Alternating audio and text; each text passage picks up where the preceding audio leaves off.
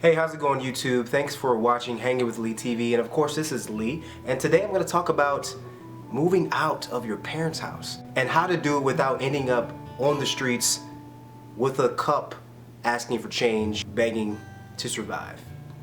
So there are going to be two situations where you're going to be moving out of your parents' house. Now the first one is a good situation. That's when you actually plan to move out of your parents' house. The second situation, which is not so good, is pretty much when you're getting kicked out of your parents' house. When they're telling you you have to leave because you're lazy and you're good for nothing and you leave the dishes in the sink all the time. I'm going to tell you guys some of the most important things to consider and think about when you guys are going to be moving out of your parents' house. Now initially when you guys are going to be moving out, whether or not you're being kicked out or if you are planning, the most important thing that you want to make sure that you have is a fucking job.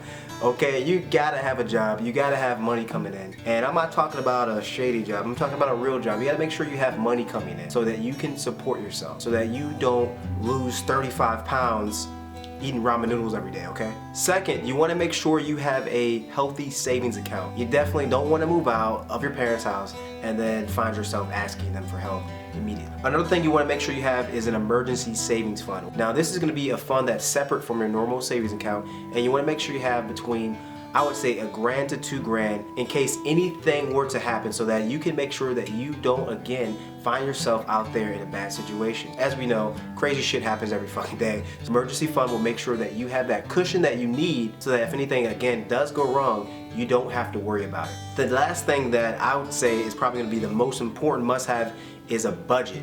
That is going to be the most important key to your survival.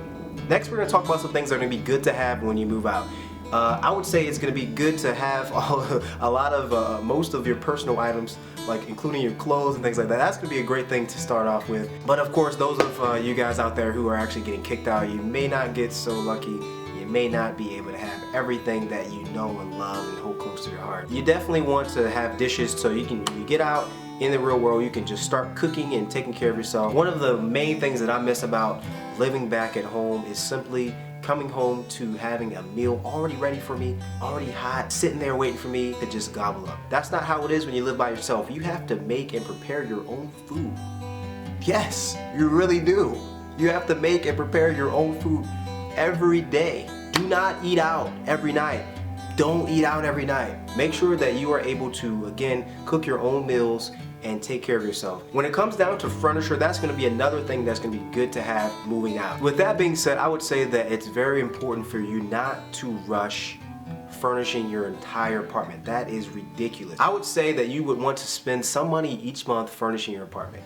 Where do you want to live? Now, you don't want to live somewhere where you have gangsters and hood rats hanging out in the corners, dark alleys, things like that. That's not where you want to live. You want to live somewhere that is reasonably safe, reasonably decent in pricing. This is also a good time to determine whether or not you need a roommate. Don't live beyond your means. If you are not making enough money to live in that lavish apartment, don't get a lavish apartment. Make sure you take advantage of friends and family members in terms of what they have that they are not using, things that you could take off of their hands for a small price that will help you greatly. IKEA and Walmart and the dollar store are going to be your best friends.